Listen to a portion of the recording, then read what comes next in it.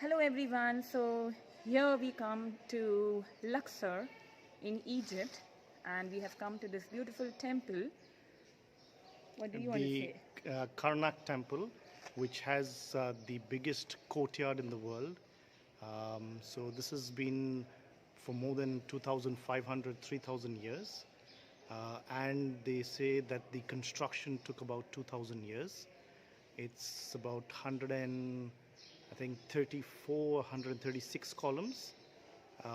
Yeah, and each of the columns has something different inscribed. A lot of hieroglyphics and inscriptions. The columns are different in height.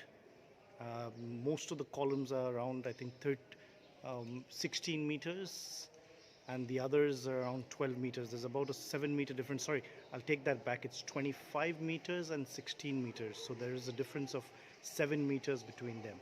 The inner columns are 25 meters. The outer ones are 16 meters. So Yes, so we had a good time. We spent almost 2.5 hours inside here. we just arrived today from Cairo, and most of the people here are doing the exact same schedule, which is they come in say by about 8:39 from Cairo into Luxor, directly into Karnak temple, and you have an option of after this doing another tour or directly going to your Nile cruise. They have multiple cruises here, so a lot of people decide to go to the cruise by 12, which is 11:30, 12 check-in time, stay there for about 3-4 hours, rest, and then go for an afternoon tour as well.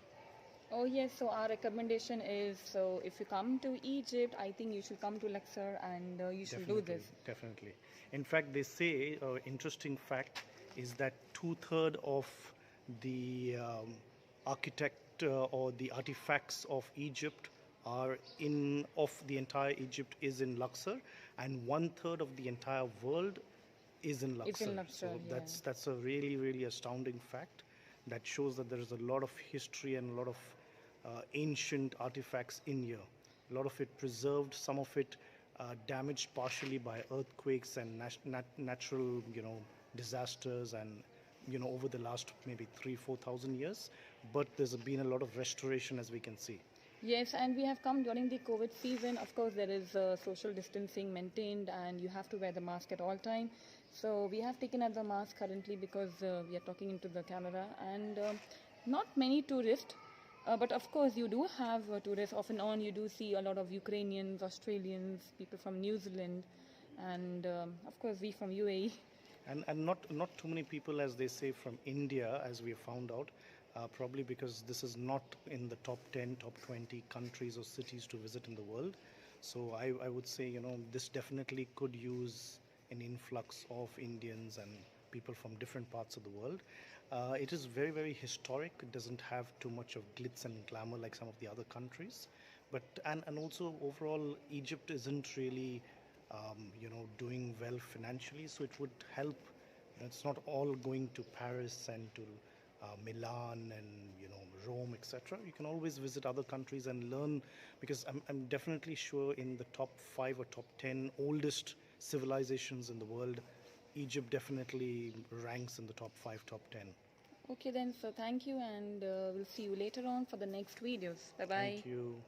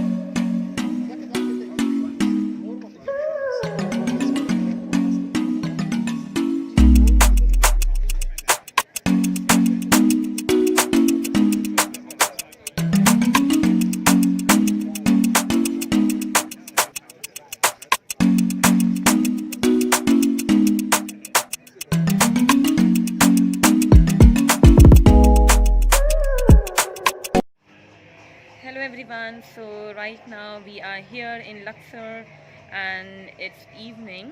So we have come here to Luxor Temple to just have beautiful glimpses and views of how the temple looks in the evening after sunset with all the lights. So we will take you around and show you something, how it looks like, and some important, share some important information as well. I have taken out my mask right now because I'm currently talking in the camera. Otherwise, we are putting on our mask at all times. The tourists here are mostly people from other countries, unfortunately not from India. We don't know why, and they were quite surprised to see like we Indians are taking so much of interest in learning about the history of ancient Egypt. Yeah, so what do you want to add into it? So, as you know, we had gone to the Karnak temple earlier in the day. We had been given an option whether we directly wanted to do the Luxor temple and then go to the cruise ship, but we chose to go take a break because it was much needed, because we had a early morning where we got up at almost 4:35. Flight was at about 7:30, so we were really drained. So we thought it would be in our best interest to go into the cruise ship. It wasn't so much so of a cruise ship, just so that you'll know if you all come here, because there are a lot of bridges when the boat set sail. So it's about 3-4 story building size. It's nothing like the cruise ships that you would see going in Europe or US, but it serves its purpose. Yeah, we have to explore it yet. We have just checked in, and we'll make a separate video about that, about the cruise ship, what it offers, etc. So right now we'll just currently focus on the Luxor temple. So let's begin, and over to you then. So we are going to move around now the Luxor temple, which is a UNESCO World Heritage Site. It's around local time 5:15, 5:30. Sun sets at around 4:45 in Luxor, for that matter in Cairo as well. So we're just going to show you around. So the distance between the Luxor temple to the Karnak temple is about 2 to 3 kilometers. In fact, I think around 3 kilometers. A lot of columns, as you can see, a lot of inscriptions. As you can see also on the top. Different, as they call this, kartus, which is gives the names of a particular king. And there are different types of kartus which we had learned in Karnak temple, which is the birth name and real name. Like one is given by the parents and one is given by the priest, or the high priestess, as they would say also, maybe in some cases. It looks very beautiful in the night under these focus lights. So when we have seen, I'm not sure if you can see up, but some of them have owls, you can say goose in certain cases. And on the top there, which I'd like to focus on, this is the kind of stuff that you see in movies, or in probably certain depictions of Egypt, which I have grown up seeing, for that matter.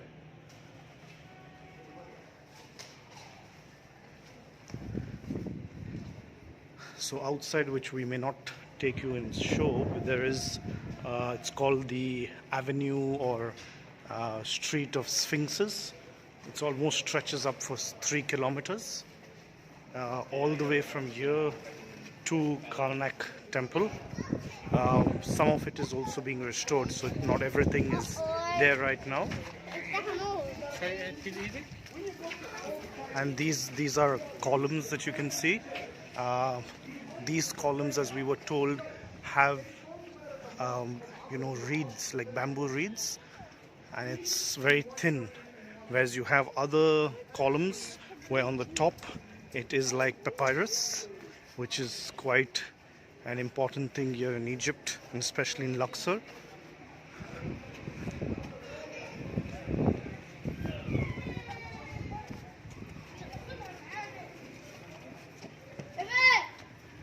Not too many tourists here as we've seen. There are, but not as much. When we're looking at the cruise or the boats, they're saying there's around 250, 260 boats normally, and they are full in the peak season, and that's pre-corona. However, now it's a maximum of 10 to 15, and each boat is maybe around, I think, 100 people capacity. So if you're talking about 250 boats, that's about 25,000, give or take. So this place really looks beautiful in the night. So they normally advise you to come probably half an hour, 45 minutes before sunset, such a way that you can stay even after sunset, so you get best of both worlds. So some of the columns, if you're able to observe, are either destroyed or have been eroded away due to different circumstances, whereas some, it's hard to believe, but are exactly intact the way it is.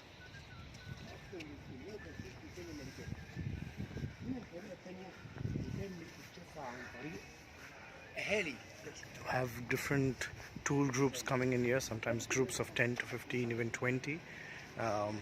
Some even from Egypt. We've seen some from Ukraine, and of course when it's peak season you do have Germans, Italian, French, Japanese, Chinese. However, because of a lot of restrictions of travel around the world at this point in time, which is around mid-December 2020, the tourists are very limited and few and far between. Gives you a chance to experience this in a different way, with less crowds around. So we are at the almost end, or we are exiting the place, because where we started the video was, or this part which was Luxor Temple, was right from deep within, and we're coming out. So you can observe these two statues and the level of detail, both of them in a sitting pose. And you have Queen here, which was at the foot, as you can see, of this king. And they say this queen had the Anubis or Anabi qualities, or she probably came from that heritage, which is why we're saying big features, big lips, big nose, etc. And we were told one of the best examples, or most detailed, of the king is here, which is the level of detail they can say even in his knees, and the muscles that can be observed, the belt, and features all around where they can even see the kartus. We're just moving a bit closer so it can be observed. The kartus, what we're referring to, is just below his waistline, which is vertical, but if you look at it sideways, that's what a kartus is. And the features is really detailed. Here we can see another one here, and the other one which without the head. Over here we have a mosque which has the tomb of a very famous imam, and the British apparently helped. So initially it was being protected by the local people, but when the British came, they helped to preserve it and do a lot of restoration, knowing the importance of this place. I'm just going to show you a little bit around.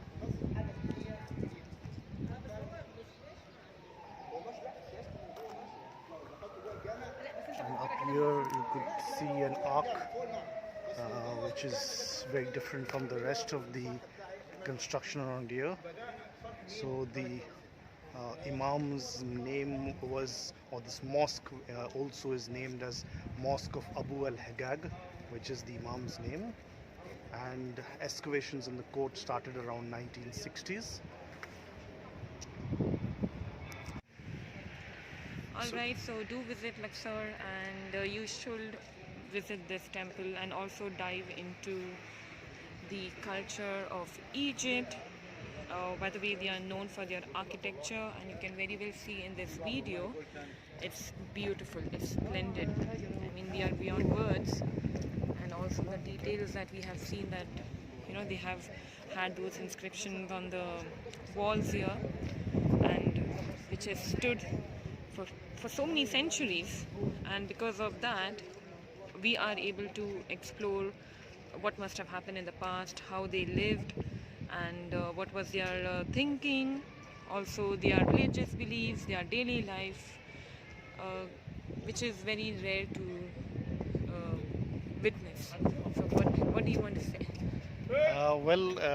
We're just headed on our way out, but if definitely you make a trip to Egypt, you should make a visit to Luxor, because minimum 2 days is required in Luxor, and after that, moving on to Aswan. So yeah, we should be having another day in Luxor, and then after that we move on to Aswan. And Alright, okay, then do not forget to like, share and subscribe to our channel. This is from Ritson signing off, and thank you very much. thank you.